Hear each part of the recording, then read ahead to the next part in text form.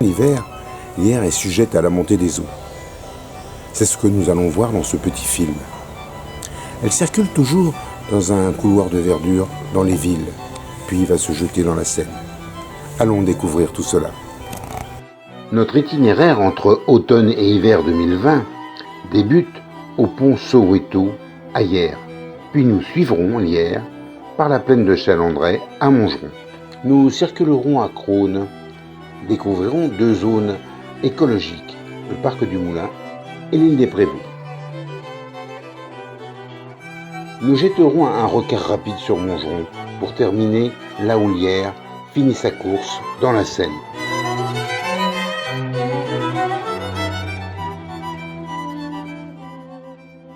Le pont Soweto est à Hyères. C'est là que nous partons pour emprunter le fil vert qui, dans un cadre bucolique, suit le cours d'eau depuis Quincy-sous-Sénart. Le SIAG, qui gère la rivière, a installé des platelages, sortes de plateformes qui permettent aux nombreux utilisateurs d'être à l'abri de l'eau et d'éviter surtout de piétiner les berges. Le fil vert est également un sentier PR, c'est-à-dire de petites randonnées. Il est balisé en jaune et rouge.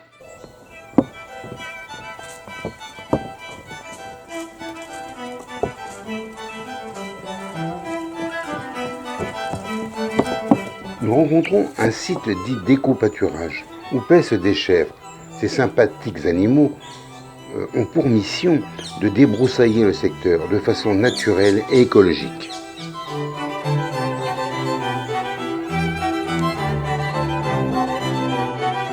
Nous sortons de Hyères pour entrer dans Montgeron. Un petit ruisseau draine les eaux des hauteurs et de la plaine. Il délimite les deux communes à cet endroit.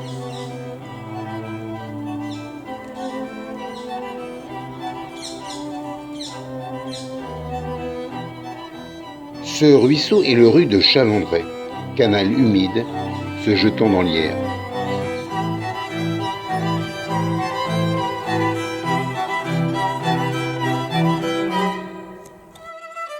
La plaine de Chalandray est une zone d'expansion de la rivière qui est capricieuse et qui doit pouvoir se répandre en cas de fortes précipitations en amont.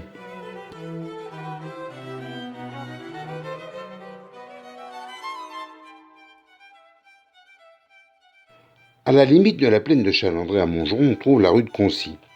Lors de débordements, l'eau va parfois atteindre celle-ci, comme ici en 2016.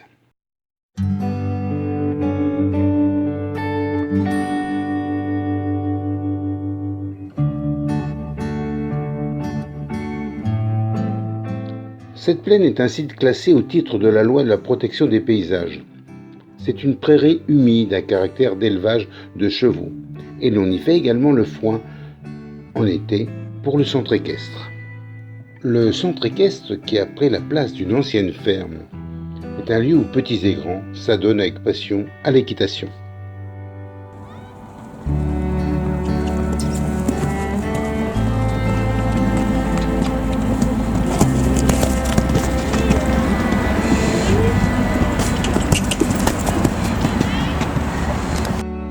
On reprend la route vers Crosne, sous l'œil attentif et paternel d'un visage sculpté sur un arbre. Nous arrivons sur le barrage régulateur de Chalandray. Depuis 1997, il est géré à distance par le SIAG, permettant de mieux réguler le niveau de l'eau. Lorsque le niveau de l'Yerre est haut, la télégestion a pour but de laisser suffisamment d'eau couler vers l'amont tout en freinant le débit, mais jusqu'à une certaine limite. À partir du barrage de Chalandray, l'Yerre se divise en deux bras, formant une île nommée l'île des Prés-aux-Corvées. Le bras nord est le bras vif et le bras côté centre équestre et le bras bordier. Nous voici à la limite de Montgeron et de Crosne, sur la départementale 324 qui traverse les deux bras de l'Yerre aux abords de la plaine de Chalandray. Le bras nord, ou bras vif, longe les habitations de Crosne. Il dirige depuis 3 siècles l'eau vers le moulin de Crosne.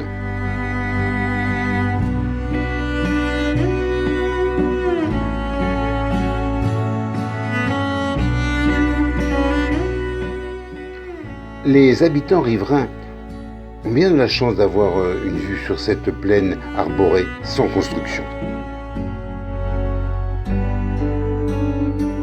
Certains riverains ont des propriétés entourées d'eau. Ils peuvent pêcher ou canoter à loisir à 20 km de Paris dans un espace champêtre.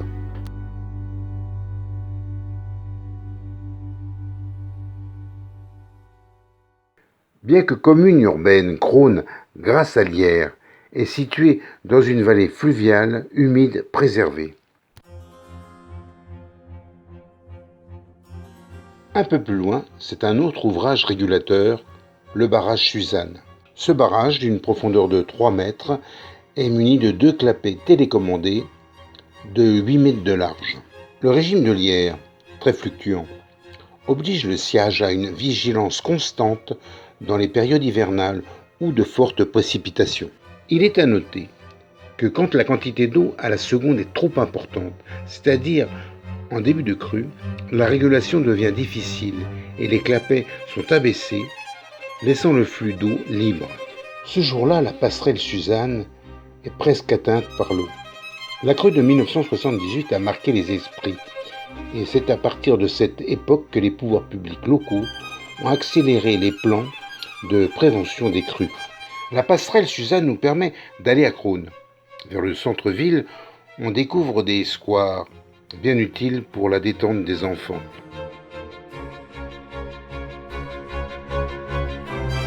Le bras nord de la rivière passe à côté de l'ancien château de Crosne, en cours de travaux en 2021. Il occupait, au XVIIIe siècle, toute l'île du Pré-aux-Corvées, entre les deux bras. Le moulin fait partie d'un ensemble avec le château. C'est devenu la clinique de l'île, centre médical spécialisé. Ce moulin, à l'origine moulin à farine, date de la fin du XVe siècle. Il a eu diverses fonctions après, notamment fabrique d'armes, usine de traitement de chiffon, puis il a été restauré pour être intégré dans la clinique.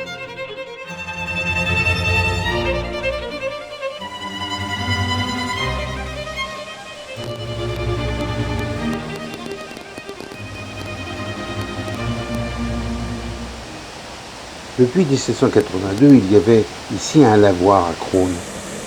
Il fut rebâti d'ailleurs en 1908. Il servit aux lavandières jusque dans les années 1950.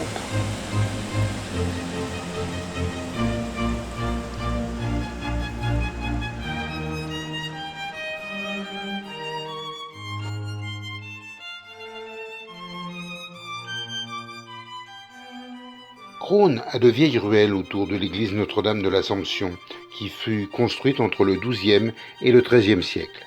Un jardin médiéval nous offre des massifs de plantes d'antan en été. Il nous rappelle que c'est ici que les botanistes Pailleux et Bois ont étudié l'acclimatation d'un tubercule comestible asiatique qui a pris le nom de Crosne. À 2 pas de l'église, l'homme de lettres Nicolas Boileau venait dans son enfance dans une maison familiale toujours existante. Puis notre route passe devant l'ancienne ferme seigneuriale dépendant du château au XVIIIe siècle. Cette ferme fut incluse dans la cohorte de la Légion d'honneur, créée par Napoléon à Crosne. Elle redevint ferme de production jusque dans les années 1950. Nous reprenons le fil vert des bords de l'eau pour atteindre un parc, le parc du Moulin, du nom d'un ancien moulin disparu.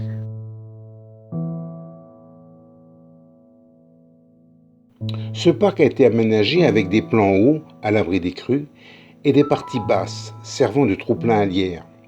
Une belle mare accueille les canards et les mouettes.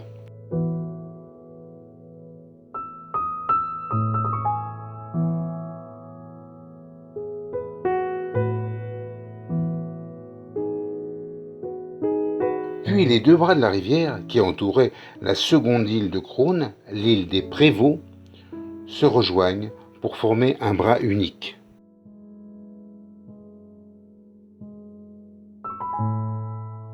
Revenons un peu sur nos pas. Nous arrivons dans l'île des Prévots.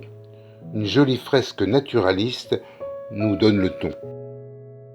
Cette île des Prévots, entre les 2 bras de la rivière, est interdite d'accès aux promeneurs, car c'est un sanctuaire de biodiversité à ne pas perturber.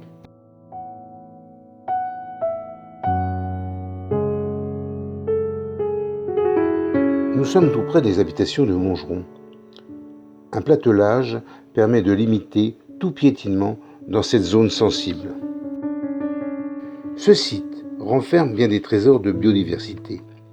Situé à l'orée de la ville, il est un symbole du riche et fragile patrimoine naturel de la vallée de l'Yerres.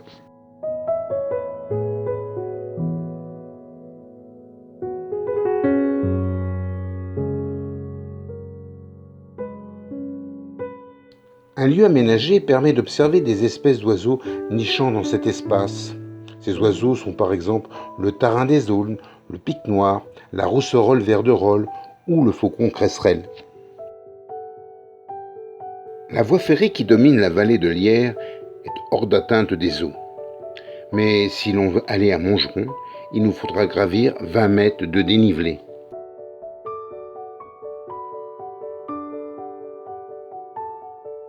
Nous sommes ici au château de Rotembourg, propriété au XIXe siècle de la famille Hochédé, négociant fortuné, mécène de peintres comme Monet ou Sisley.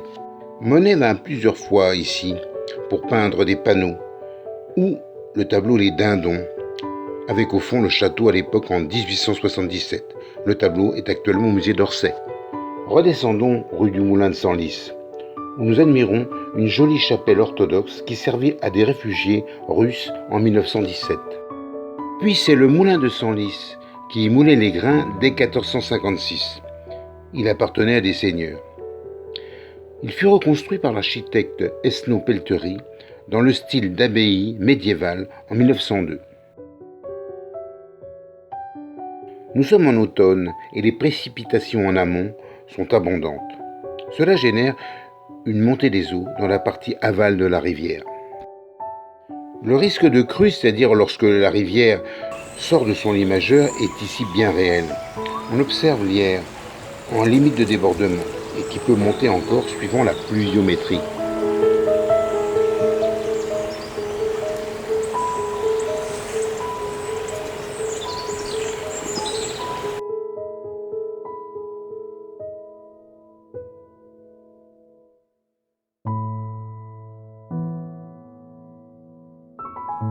Au niveau de la confluence avec la Seine, car ici l'Yerres a parcouru ses 97 km depuis sa source, il y a un quartier sensible, le Blandin, à Villeneuve. La montée des eaux de la Seine empêche un écoulement normal de l'Yerres, et le quartier est à un niveau bas d'altitude. La municipalité met en place des systèmes palliatifs pour aider les populations, comme ces cheminements de planches.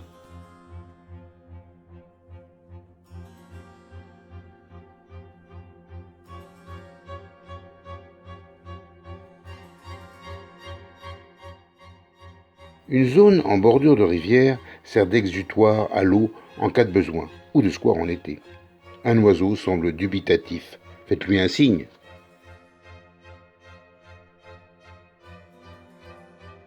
La rue venant de Crosne est une voie importante. Elle est quasiment hors d'eau, sauf lors de la crue majeure en 1910. Nous arrivons au premier pont de Villeneuve-sur-l'Yerres. Il permet à la rue de Paris de franchir l'Yerres. Il y eut ici 2 ponts avant. Ce dernier date du début du XIXe siècle, mais il fut élargi en 1834. Le second pont, lui, est plus récent. Il date de la création d'un axe routier permettant à la Nationale 6 de franchir allègrement Villeneuve et d'absorber le trafic de l'imposant pont traversant la Seine. Puis l'Yerres passe sous le large pont ferroviaire de la ligne Paris-Lyon-Méditerranée.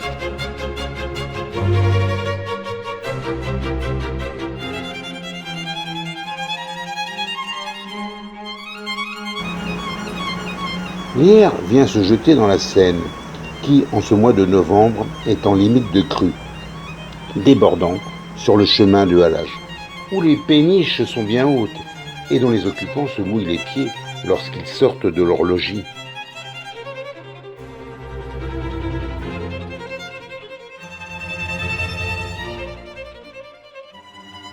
C'est sur cette vue des ponts de Lierre que je vous quitte, en espérant vous avoir fait passer un bon moment à la vue et au bruit de l'eau. À bientôt sur d'autres rivières d'Île-de-France.